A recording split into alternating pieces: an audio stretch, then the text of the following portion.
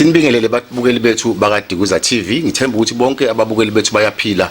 Nikhuluma noPhumlani waKamhlongo khona le eStenga kwaDukuza sendaweni yaseNtshaweni eWard 14 lapho esithole khona incwadi evela kumzali othile wathi kunengane yakhe enenkinga ofisa ukuthi sizoyibona ikhulumele njengoba nazi babukeli bethu ukuthi thina siyake sifisa ukuthi siyibonele thina sifike ukuze sikhulume ngento esiyaziyo. Sisazokhuluma nosisi nje babukeli bethu sicela ningakhohlwa ukuthi ukuze sikwazi ukuthi sikhuphuke siqhubeke njalo sinyuke nemsebenzi wethu esiwenzayo. Sicela ningakhohlwa ukulike ni subscribe ukuze sikwazi siqhubeke njalo sikhuphuke siye phambili ngoba ukucofa kwenu ikona okuzokwenza umsebenzi wethu ubonakale nokuthi uyakhuphuka njalo uya phambili imisebenzi yethu ingaweli ezandleni ezingaphephile ngoba siyazi ukuthi nina masinani izandla zenu iphephile babukeli bethu. Cela ke sidlulele kusisi omncane ke ayibika ukuthi ubani udaba lakhe lithini ukuze sibone ukuthi angasizakala kuphi.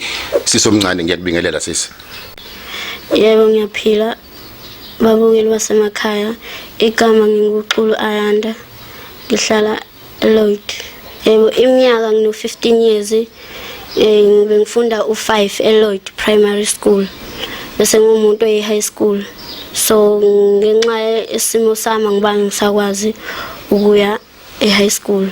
Into engenza ukuthi ngibhalelelana sekuthenini nginesifo engazi ukuthi ngaphuma naso eswini sika mama kodwa ngaqala ukubonakala sengifunda u1st year like emasiding so ngathula ngangamtshela umama ngase sengibona ukuthi iyanda lento kwayimanga ngimtshela okay njengomuntu obucareless wangakwazi ukushesha ngisukumile so kwahamba yanda kwaphoqa ukuthi kwaze kwafika la ukuba khona izimile ngaphansi mayimila ngaphansi ngivele ngihamba udokotela nodokotela wami ongishisa ngegesi so uma ngimbikela udokotela ngamtshela ukuthi ayisebenzi lento le ngcono bengihlinze wangitshela ukuthi hayi angikwazi ukuhlinza because kusendaweni ebucayi emlonyeni. Okay so kwase kwahamba ke yamila ngaphansi aphoqa ukuthi ngihambe ngohlinzwa ngifakwe istoma. Ukuhlinzwa wami ngahlinzwa sengifunda ugrade 6 so ngafakwa istoma ngangabe ngisakwazi ukuqhubeka nonyaka waka grade 6 ase ngifika grade 7 ngaqhubeka naso istoma sami ngahluleka ngangabe ngisakhona ukufunda. Njoba uthi wahlinzwa lenemva kwalokho wafaka istoma so mhlambe sinokuthi singa understand njengoba nami nginga understand kunababukeli abangazoyi understand lokho mhlawumbe ngasuchazele nje kafishana ukuthi istoma siyini. Okay istoma ithumbu lokuyikhulula so laba ngaphambili eswini sen focus ukuthi ngihambe ngolanda ikhwama zaso istoma kodwa ngoba ngase ngifunda grade 7 ngangabe ngisakhona ukuqhubeka nesikole kodwa ke njengenhliziyo zabantu othisha baseLloyd ngayithola remove yaka grade 8 ngase ngathola ngicabanga ukuthi ngingikhona ukufunda high school but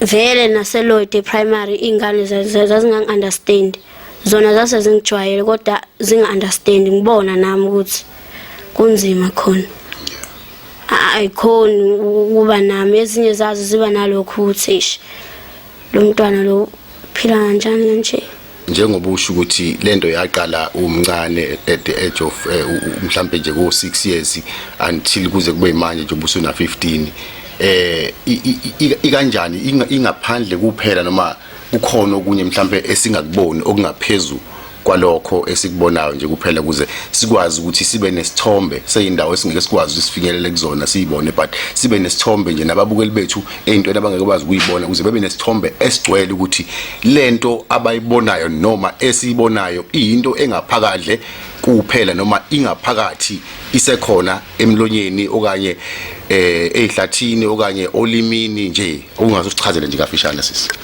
Okay, njengoba nibona ngaphandle emlonyeni nangaphakathi emasayidini ikhona nasolimini. So mangixhumana nodokotela bayangichazela ukuthi lento ingaphakathi mina. Fanele iqale ishe ngaphakathi mina ayizomani iphele ingakashi ngaphakathi. Yes. Into ekanjani ibhlungu mayingebhlungu noma ibhlungu iyakuphazamisa ekudleni noma mhlambe ke sithi mhlambe uphuza itiye okanye amanzi abandayo akukho yini la ekuphazamisa khona mawudla noma kukho into oyiphuzayo. Hayi no ayingiphazamisa kakhulu kodwa mangidla ukudla kwespoon ngiyeza ukuthi entanyeni akusahambi kahle shuthi vele bachaza ukuthi izohamba ingivalele ngingasakhona ukukhuluma so angisazi nami ukuthi ngenze njani. Okay sesimanguzwa ngamanye amazwi usho ukuthi mawudla ukudla okuqinile uyakuzwe nangaphakathi ukuthi kukhona into eyehlayo noma edlula kuyona. Edlula kuyona ngiyeza ukuthi khona la edlula khona lokho kudla njengoba ngikudla. Okusho ukuthi lento isiqhubeke yahamba yaze yafika emphinjeni lokho kuchazayo sisiwami. Yebo because ngoba nokudla mangikudla ngiyeza ukuthi akusahambi kahle ukudla kusahambi ngalendlela engijwayele ngayo ukuthi kwehle ngakhona. Kwehle ngakhona. Yes. Babukeli bethu ngicabanga ukuthi niyazizwela ke uSiso omncane uselichazile udaba lento yaqala noma enganayi ulwazi kahle ukuthi wayeneminyaka emingaki kodwa yaqala ukuyibona eneminyaka ewu6 efunda ibanga lokuqala esikoleni kuthe la sefanele aqhubekele phambili nebanga lakhe eyoqala ugrade 8 kwacaca ukuthi ngeke asakwazi ukuqhubeka nesikole ngenxa yalezi inkinga eseyivelile kwaqhubeka kwahamba kwaze kwafika ekuthenini ke acele abakaDukuza TV njoba sesikwazile ukuthi sifike la kuyini nabakwethu nathi siyazibeka asiyilutho kodwa uNkulunkulu uyakwazi ukuthatha utho noma ongelutho akwenze utho sizoyibeka kunina babukeli bethu nangu sisomncane ngiyazi usekhulumile kuningi usekubekile uyasho nanokuthi lento isifika nasemphinjweni okuyinto ebhlungu kakhulu ngoba uyachaza nanokuthi bachaza odokotela ukuthi lento ikhona ngaphakathi ukuze iphele la ngaphandle kufanele ishe ngaphakathi njengoba ikhula ngaphandle which means la ngaphakathi iyakhula bona bakwazi ukuyishisa ngaphakathi cha okusho ukuthi njoba ikhula nje bese kuchazile ukuthi kuyohamba angakhulumi ukuvaleka komqala kusho ukhona nokungaphefumula egcineni so ngiyazi ukuthi babuli bethu ngeke umphefumulo uze uphume sikhona sinalo usizo ngoba akukho okungeke kwenzeke masibeke uNkulunkulu phambili nothando ngoba silana nje nathi silethwe uthando asilethanga ilutho kodwa uthando lokusiza nangokuthemba nje uNkulunkulu eyedwa ukuthi masiqala sihlala phansi sikhuluma sicela kumveli inqandi sikhuluma kubo bonke abantu bebuka alukho usizo singeke silithole siyazi babukeli bethu nizwile nilalelile noNkulunkulu uzwile usuphendulile imithandazo kaNkulunkulu ayikazi ingaphenduleki bake bathi iyaphuza ukuphendula kodwa thina siyazi ukuthi uNkulunkulu uyashesha ukuphendula uDukuza TV wenza izinto yisheshe nemisebenzi kaNkulunkulu ibonakala ukuthi uNkulunkulu uyashesha ukuphendula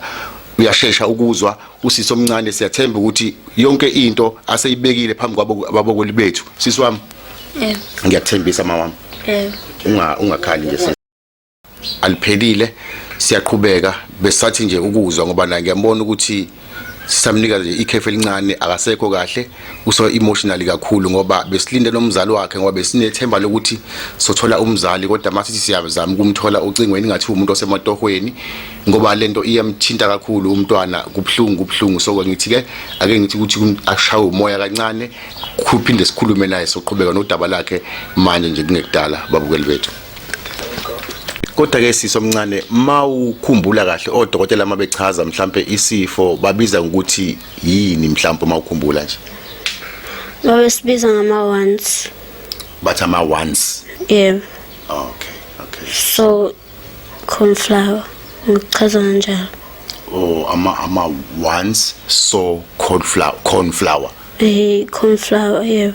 Okay Siso omncane ake ngibuze nje kuleli side ke lomzali ukuthi ngalesi sikhathi uqala wena uyibona lento ivela ayiwa uhlala nabazali abangaki Ngihlala nabazali ababili, umamdala nomama ongizalayo omncane. Okay, umama uyena owambikelayo ukuthi njengamanje khona into inotisayo emilayo emlonyeni wakhe angithi. Yebo. Okay, since from there noma ngaleso sikhathi usumtshela uma wakho imiphi imiyakazo noma kwamthatha isikhathi esingakanani ukuthi enze imiyakazo okuyimiphi imiyakazo ayithathayo? Uma ngambikela kodwa ngaleso sikhathi engakaveli ngaphandle. Esangaphakathi emaceleni wawumuntu othi ayikhuleka izophela manje lento. Okay, it's fine, vele ngingane. Waqala yena ukusukuma eseyibona ukuthi iyangona ngaphandle manje iyaphuma and ngisengihlezi ngimbikela ukuthi ingane ziyangicwasa. Kwayimaye esukuma engisekodokotela engifunela imbiza ekuthuka. Nayo lo mbiza ayibangi ingisize kuze kube namhlanje. Okay, sisomncane since thina sazi ukuthi ke umama lo ekade siqhumana naye umzali wakho kanti usiyasichazisela ukuthi umzali wakho akasekho emhlabeni awusichazele nje udaba usilandisele kahle sonke ukuze silalele nje nabalaleli bethu ukuthi istory siqala kanjani sisi. Okay, ubaba ongizalayo ushone ngo2019, umama ungishiye kulonyaka ngoApril. Kwase phoqa ukuthi ngiyahamba ngiya ekhaya kubo kababa kuanti bami. So mangifika khona ngangahlala kahle ngazizwa ngicwaseka. So vele nabo ngangibabona nje ukuthi no banalokho ukuthi ngizo akufethi ingane zabo ngokugula kwami. Naye antu wami lo ngangihlala naye endlini usisika baba yena umuntu osebenzayo right. Mase ngichazela engihlalisa phansi ukuthi ekufanele ukwazi ukuthi la ekhaya abayashayisana nawe and basaba ukugula kwakho banalokho ukuthi uzoba uzo-affecta nengane zabo ngoba even ngisho ekhaya kunemizi ewu2 egcekeni anti engihlala nayo ino4 yakhe eceleni. So kwase kube nalokho ukuthi sekukhona ingane engangeni endlini ngenxa ukuthi khona mina angikho right ngiyagula. But ke ngake ngabachazela umlando wami ukuthi khamba kanjani. So ngabona ukuthi bona ba understand kodwa banalokho ukuthi abakhululeki. So ekhaya kubuka ma khona anti abahlala khona. So ngase engivakashisa entshawini. Mangivakashisa okay ekhaya kubuka baba kusethembeni. So ngasuka ethembeni wangivashisa uanti mangifika lana ngamchazela usisi lo sasimshiye ekhaya eGadumuza. Ngamchazela indlela engihleli ngayo. Umuntu ongaphathekile kahle. So wase bebonana benu anti base bexoxa indaba yami. Okay, antwami wasebuya ke ekhaya ke engibuza umbuzo ukuthi why ngenze kanje. Engithandayo ukuthi ngahlala naye phansi. Ngamchazela ukuthi anti angikho right, angikwazi ukuphila nawe because ngiyabona ukuthi understand isimo sami. Even nginestorm ngakhanga kuyiphunyukela ukukhulu kuyikhulula. Yes. Ebe nalokho kusho ukuthi mina ngizele la endlini nginengane encane. Ngifikela kuyena anti uyena umuntu owakwaziyo ukungisukumela ukuthi ngize ngivalwe istorm cause ngase ngipholile ngizansi. Mangisuma uma ngihamba kuye ngalokhunjana imake sisi mhlambe ke sithi uqondisana kancane nami ke ngingaze ngidideke sithike kakhulu nababukeli. Uanti lo owakusizayo ngicela ukwazi ukuthi uyena muphi uanti ilo wakababa ethembeni akutheka baba kusethembeni. Yilo anti wakababa ethembeni obuhlala naye ku4 room noma imuphi anti? Yilo anti kuboka baba ethembeni bengihlala naye 4 room. Okay. Yena umuntu vele owadecideayo ngoba babamba meeting yokuthi ingane ngoba umama wayo akasekho ingane kumele sizoyenza njani amagazi ayo. Abanye ke babhekisha bathi abanye hayi thina ngeke izihlale nathi ingane la endlini cause izo affect ingane zethu izosigulisela ingane zethu. Okay, anti ngenhliziyo yakhe wathi ngeke ngilahle mina igazi lami ikhona shem ngiyambonga anti. Ngiyabonga shem. kodwa okay anti umuntu othethayo umuntu street anti azwani nento ebheceleni okay understand lokho but anti ulo muntu lona anganoma imina yini engizwayo ngaphakathi anti akwazi ukukhuluma nomuntu wengakhona ukukhuluma nami even ngisho ngimcela imali okugibela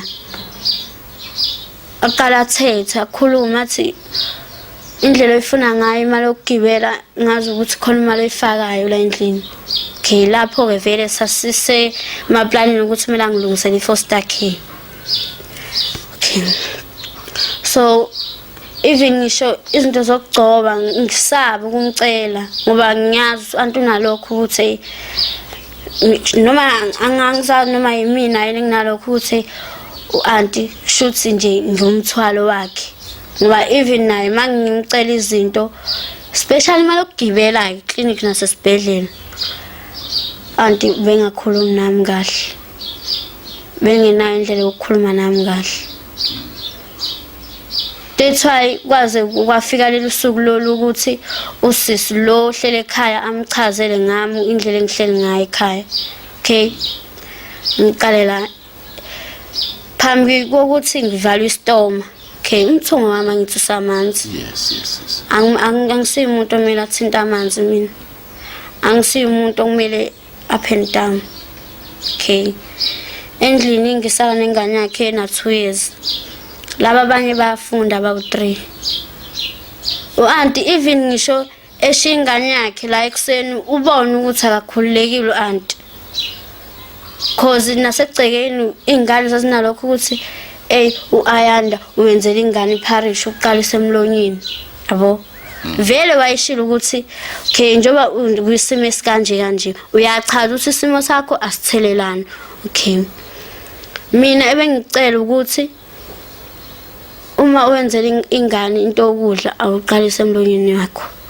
uyayipholisa ibeke lapha emanzini ndisho okay lokho vele lokho khona kwakungiphatha kabi kodwa ezi ngoba yena njengomzali wayingane uyabona ukuthi ngase akufekuthe ngempela kwahamba and futhi ngangikhange even ngisho maye ngibiza empedeni fanele ngiphuthume na umthungo ngapha fanele ngiphuthume mathatha sami isikhathi ngiyothethiswa osizini lami kwaze kwangiphoqa ukuthi ngikhulume nosisi ogade ekhaya kubo kama ngendlela engihleli ngayo ekhaya kubo kababa so uma ngimtshela wawumuntu ongaphathekile kahle wase kwahlangana usuku lokuthi kukhona umntwana ongcwatshwayo bahlangana emncwabeni badikita-ke lolu daba-ke lolu-ke emncwabeni uanti naye bayikhava ngendlela yakhe anti-ke wafutheka-ke uma efika ekhaya-ke angibuze imibuzo okunye nokunye ngavuma ngasho ukuthi hayi no lokho ngakusho ngakushiso ukuthi cause anti angihleli kahle kwaze kwafika la ekutheni khona ukuthi ngibeke isandla nakhona lapho ngine-operation mthungo usemanzi maye ngibeka isandla-ke ngixolise ngikhulumele nosisi wakhe omunye omncane yathi ayiyeke ingane phela wena okwakho ibuza ukuthi ikuphi inkinga ihleli kanjani if uma ngabe isize yakuchazela usisi ole entshawini ngendaba indlela ehleli ngayo ingane ngase ngibatshela ngahlala nabo phansi ngabachaza indlela engaphethekile kahle ngayo okay anti ngabo lobu busuku lobo wangitshela ukuthi hayike uma kunjalo ke sisi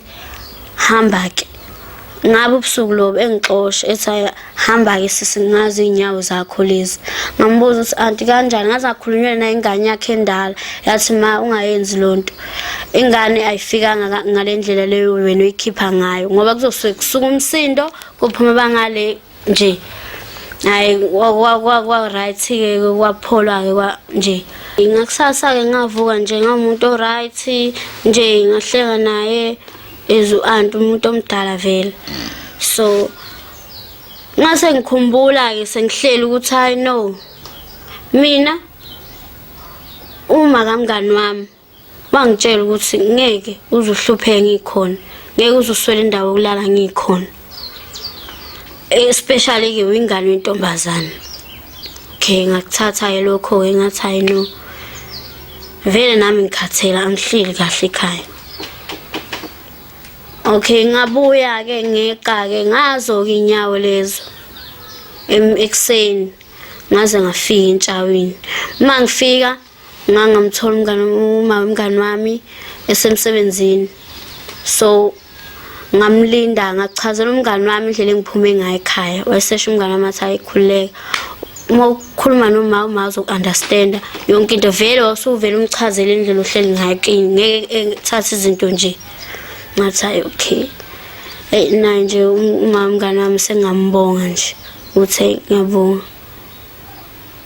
Ngangathemba ukuthi ngihambe ngihlale kahle, because yabo ekhaya eThembeni maye ngezwe izila anti ngimincela indaba ukuthi abona nje kabe uzothethelana, kabe yini engingayenzanga namhlanje, ngoba wayengafika izitsha engawashiwe, wayengafika ngingamuphile, yonke into nje kwaku right. Ngisho ingane yakhe wayibuya igeziwe iyinhle.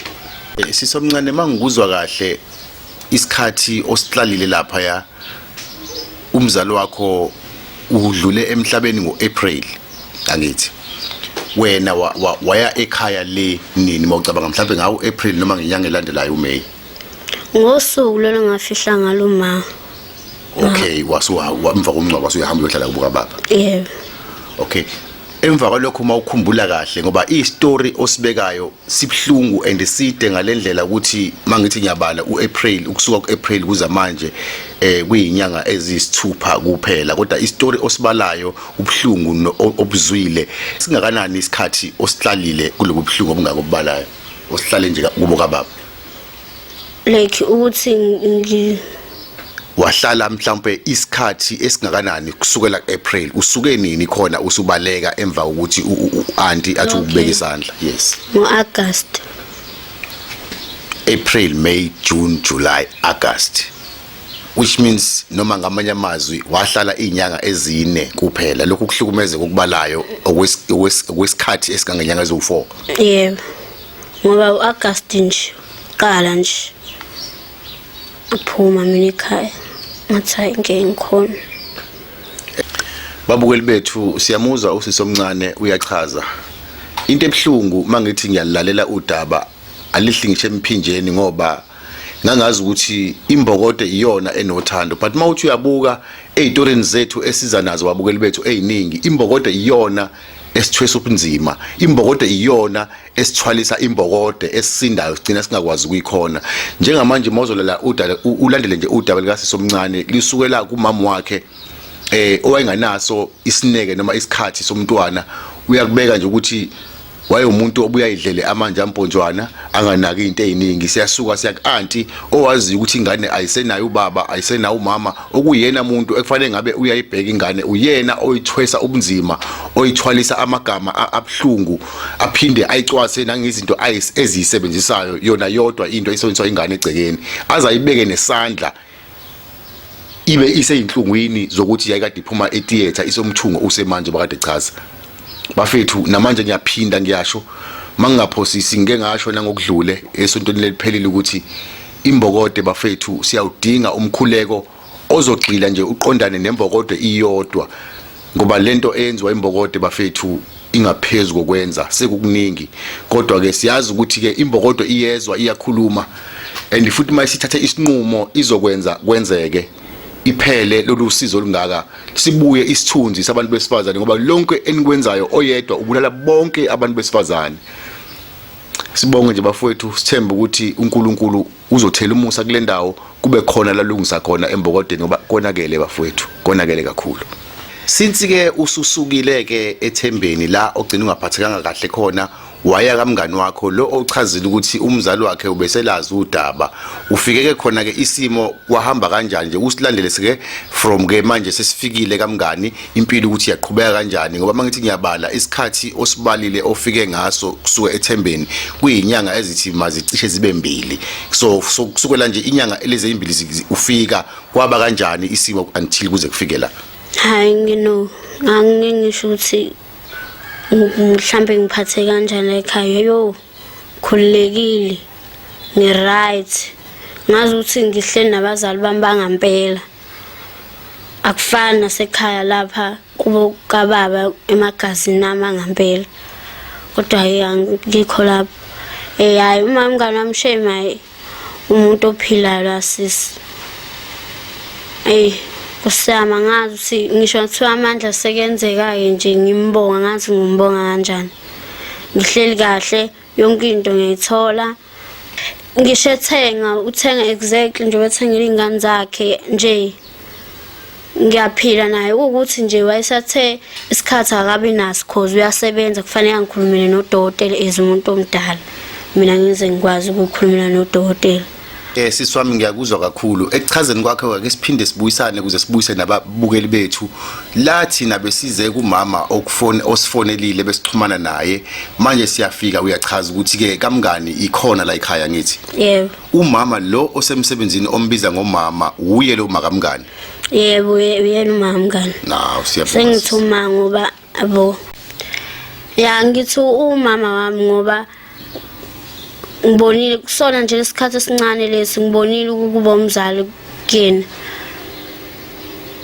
udlala indima enkulu yokuba umzali ya udlalile shame indima yakhe lo mama so ngiyambonga nje kusami ize nje kukuningi kumele kufanele ngabe uyangisukumela kukhona inkingi isikhathi ushawe isikhathi uyasebenza no nami lokho nje akukhulumayo sisomncane babukeli ngingakufakazela ngoba khona nje ihlayanyana elincane ngengalenza kuyena benomngani wakhe begqoke ophaqa abafanayo mangithi ngiyabuza engathi uyimpela umngane labahlala naye okusho ukuthi umzali mayikwazi ukuthi ingane zakhe zombili ayithengele izinto ezifanayo zombili mina sengifisa ukumbona nje umzali ngimbonge ngilula isandla kuyena ngimbambe ithambo uNkulunkulu umbusisile ngenhliziyo ngoba bafowethu uNkulunkulu angakubusisa ngemali akubusise ngezindle ezinkulu akubusise ngakho konke but akuncisha inhliziyo ube nenhliziyo yetshe lapho okwazi ukuthi uyisichaka sokugcina uyisehlupheki esingenalutho esigabe ngemali kuphela so usisi lo wana urich uNkulunkulu menze wayisigwili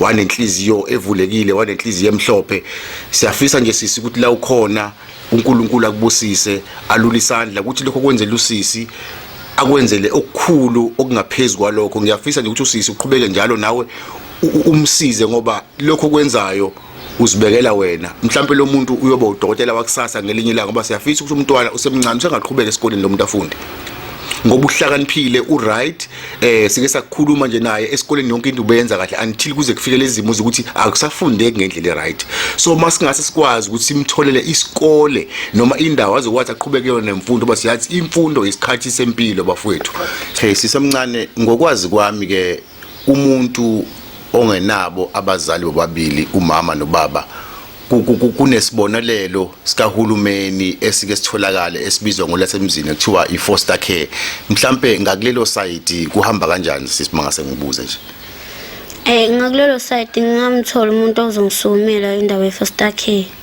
so vele no anti naye esho ukuthi uzongisukumela nje umuntu inkinga yakhe naye uyasebenza naso isikhathi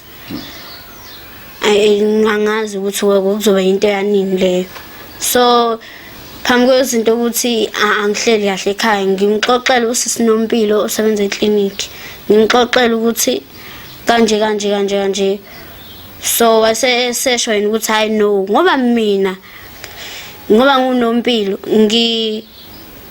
ngiyalokhunjana from social work kufanele ukuthi naye ngithi social work ayesimaxhumeni kakhulu ayina ngibaxhumeni kuzoshesha uma ngaba ngiya mina esibhedlela okay sekwafika lelo suku lelo ke lafika ngifika kuyena ngimchaza ukuthi sengikhona bese sho ukuthi ngesikwazi ukuya kudokotela dingakala uanti wakho la igazi lakho wayibeka kanjalo ngathi mangimbuza ukuthi ngobani wayesesho ukuthi I know ukuthi vele naye wayeshilo ukuthi ucela ukubona nenze i-meeting njengoba nje sesikhulumile ababukeli bethu bazwile and namanje basalalele balindile kuningi sikukhulumile kubhlungu kakhulu kodwa nje kunento ekufanele sigcine siphume naye egcineni abafisayo na ukuthi beyizwe ukuthi okukhulu kunakho konke ofisa ukuthi usizakale khona nje kulezi inkinga oyibalile ikona kuphi nje sisi kakhulu?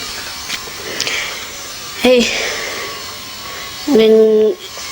ikhona isifo lesingiphethe engicela ukuthi ningisize ngaso. Noma udokotela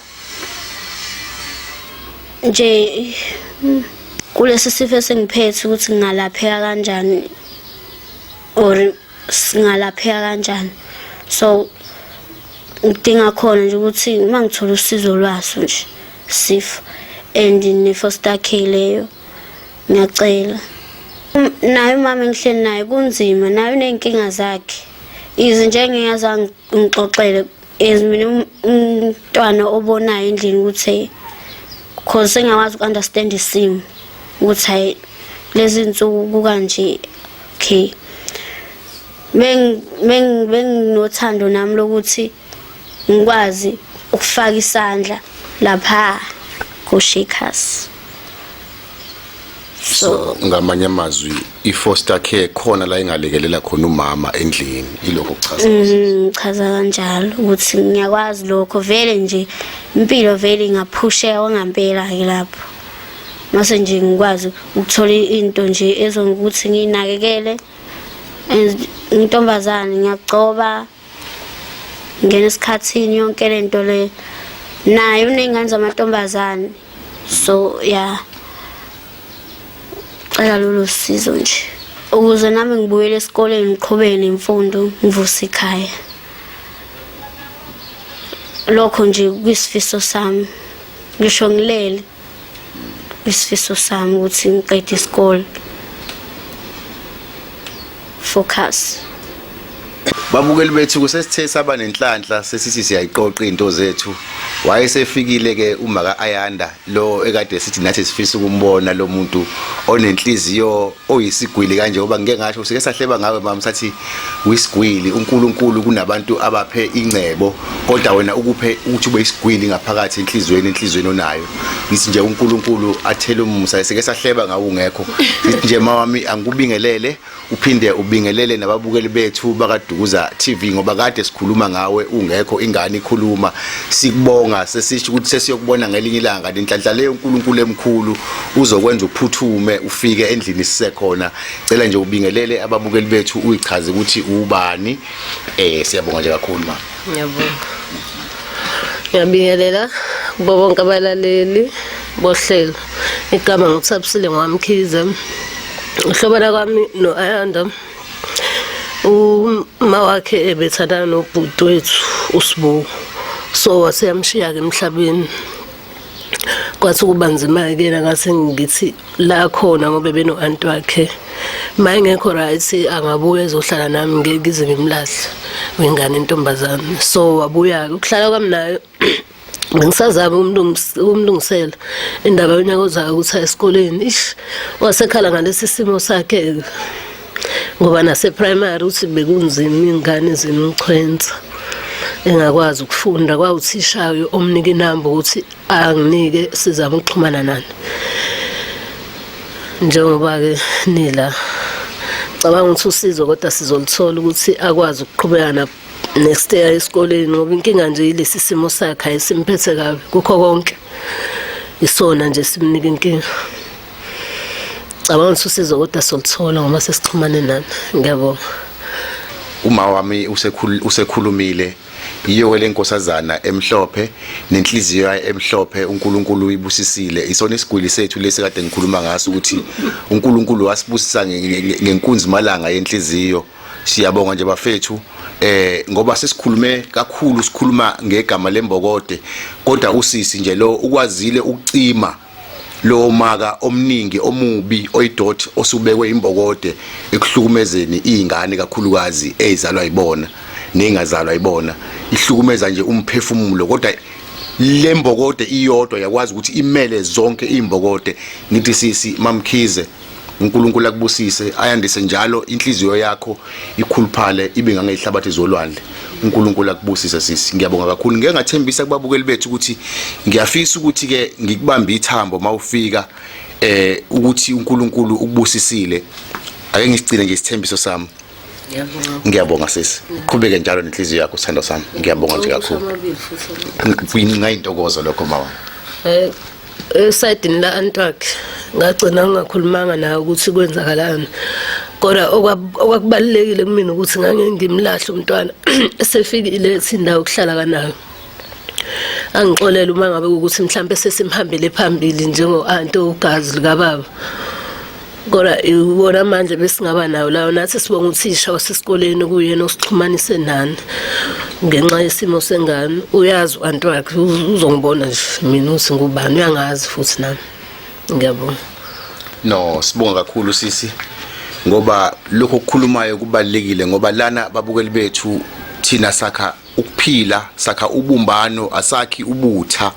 So lokho akukhulumayo usisi kuyinto ebalekile kakhulu. Kungathi ngelinye ilanga mase bebonana ngoba bafethu ongayazi nje ithembeni nentshaweni njengoba ishila ingane yasuka ngenyawo entshaweni amini ethembeni izentshaweni kuyindawo engasilibanga ngoba uma uhamba ngemoto mhlambe ngakufanisa nokuthi kungawu 15 minutes ukusuka entshaweni 15 to 20 minutes ukusuka entshaweni uya ethembeni. So babantu abangabonana noma yinini kungathi mabebonana kube inkuku nempaka kodwa makube usisi nosisi abazokwazi sibexazulule isimo sengane njengoba ingane isike yachazana ukuthi isitifiketi siku aunty, isitifiketi somama sokushona siku aunty, i-remove yasesikoleni iku aunty. So siyazi aunty akekho umuntu ohamba kahle ngaso sonke isikhathi ukuthi uhamba kahle uyithole usunyathela endaweni obungaqondile ukunyatheleka ushibilike. Kodwa uma ushibilikile akufuneka ulale, fanele ushibilike uphinde uvuke uyithuntuthe uqhubeke sonke sinamaphutha. Siyacela nje aunty ukuthi nawe uvele kusisi as soon as ubona lento kube wena oyiveza kuqala ungaze usinikeze umsebenzi omningi nathi ukuthi sizame izitifiketi sizame yonke into ukuxhumana nani ukuthi nje as soon as usibona ukhulume noma wengane nibe abangani naye nizame ukulungisela ingane kuye phambili sikline nje igama lembokode bafowethu. Sibonga nje kakhulu bonke abantu beSouth Africa nangaphandle kweSouth Africa neKwaZulu Natal iyonke kithi siyanithanda kakhulu bafowethu. Niqhubeke njalo nothando olunikeza ababukeli bethu, niqhubeke njalo nothando olunikeza abantu abadinga usizo kule channel yethu kaDukuza TV. Niqhubeke njalo nathi nislike nisubscribe ngoba ngaphandle kwenu asiyilutho. Ngoba kungekudala nje sizothi shwi ngapha intabeni zase koGoli. Ngicabanga ukuthi ngesonto elizayo kuyoba kulihlanu. Bese yocela nje umkhuleko wenu babukeli ukuthi nisiphelezele ngomkhuleko sihambe ngokuphepha ngoba eGoli kukude umsebenzi eminingi abantu balidinga usizo. Kodwa ke sibe sibathembisile ukuthi ke sizofika kubona beseneyinkinga zeimali besacele ke ifunding kwesithemba ukuthi mhlambe kuzolunga kwenzeke kungalungi kodwa thina isinqumo esesenzile sithengo lesihlanu lo lesiyakulona lesonto elizayo amabombo siwabhekise khona eGoli siyosiza abantu. Ngicabanga ukuthi imisebenzi esofike siyenze sizama ukuyibhanqa yonke ibe mithathu abantu abaneyinkinga ezinkulu ezinyandisa igazi. Sicela nje niqhubeke njalo bafuthu nisilandele nathi asithatha intweni siyazi uhambo lothi lude kodwa ngendawo zokulala mhlambe kodwa ukuthi siye komashonisa masingayithola ifunding ngoba uNkulunkulu khona uthando lusuka kuthina enhlizweni engikushoyo nina enasibhalelayo eniseGoli nazi ukuthi sisendleleni ngesonto elizayo kuyanetha akunethi imali ikhona ayikho kungcono siyo hiker size sifike eGoli siyeza kunina bonke abaseGoli abasibhalelile bathathu ngeke ngibabize ngamagama sizobe sikhona lapho ngesonto elizayo ngolesihlanu sizobe siqala sihamba masingayitholanga into eyemali but sizobe sihiker siyoze sifike eGoli. Ngibonge nje babukeli bethu niqhubeke njalo nokulike nokusubscribe nothando olisinikeza lona lukhulu lwesimanga siyabonga. Since sazi ukuthi usisi omncane since ecela usizo kuzoba nendlela ekumele ukuthi makuxhumaneke naye ngayo besizocela ukuthi ke sishiye inamba kamama wakhe usisi ngoba siyazi ukuthi ababukeli bethu kuya kufike nalana ekuthenini bafise ukulula isandla kube khona abafisa ukuthi kube khona abakuphosayo kusisi kuze asizakale ngoba ngicabanga ukuthi nezinto zokugcoba ezinye njoba lento ngathi ibuye ibe dry ngicabanga ukuthi ezinye izinto ezibuyeza imshaya into zokugcoba abafethu siyazi ziyabiza so kunabantu abayimsamaria abangafisa mhlawumbe bethumele amaphasela okanye bethumele okuncane okungangena esikhwameni ukuze sisizakale sizocela nje ukuthi umama asishiyele inamba yakhe ayocinga atholakala kuyena aphinde mhlawumbe asishiyele nenamba mhlawumbe la abangakwazi baphose khona ababukeli wethu mhlawumbe mangabe o5 noma o10 lokho okuncane umuntu anakho ukuze usisi naye ukuthi akwazi ukuthi kube khona okulungayo empilweni ngizodlulisela nje kumama asinikeze ingxoxo zakhe zonke.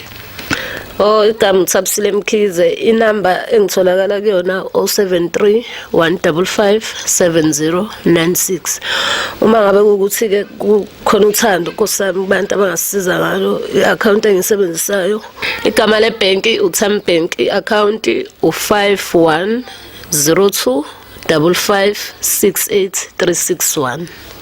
Babukeli bethu siyazi ukuthi njoba nibukela nje kunabantu ababalaphi abawodokotela besintu odokotela besilungu besifisa nje ukuthi nanoma imuphi onolwazi noma obona ukuthi mina lento ngeke ngabhekana nayo ngakwazi ukuyishaya noma ngingakwazi ukuyishaya bengifisa nje ukuthi bengacabanga kaningi kepha nje bazi ukuthi ingane le ithembele kubona. Umntwana lo bafowethu usemncane iminyaka i15 15 years only kuningi asakubhekile nakufisayo nasengakwenza lo mntwana kwi-age akuyona usengaqala ngisho ka first year ayoqeda umatric so bafowethu ikusasa lakhe lilele ezandleni zethu ikusasa lakhe lilele kunina ama South Africans uma kuhluleka nina niyobe nihluleke ingane so bafowethu ngiyazi ukuthi nina anihlulwa ilutho okusenhlizweni kukhulu konke okudlula nayo yonke into ngoba ngisho ungenalutho but mawukhiphe from enhlizweni yakho njengoba lokhu senza akukho ngokuze kwenzeke so siyacela bafowethu ukuthi onendlela ukuthi amsize umntwana kubalaphi abendabuko nabalaphi abasebenzisa ukulapha lokhu kwemithi yesilungu siyacela nje bedlulisele usizo umntwana aqhubeka ephambili usemncane umntwana bafethu ikusasa lakhe liselide kakhulu sibonga nje kakhulu babukeli bethu.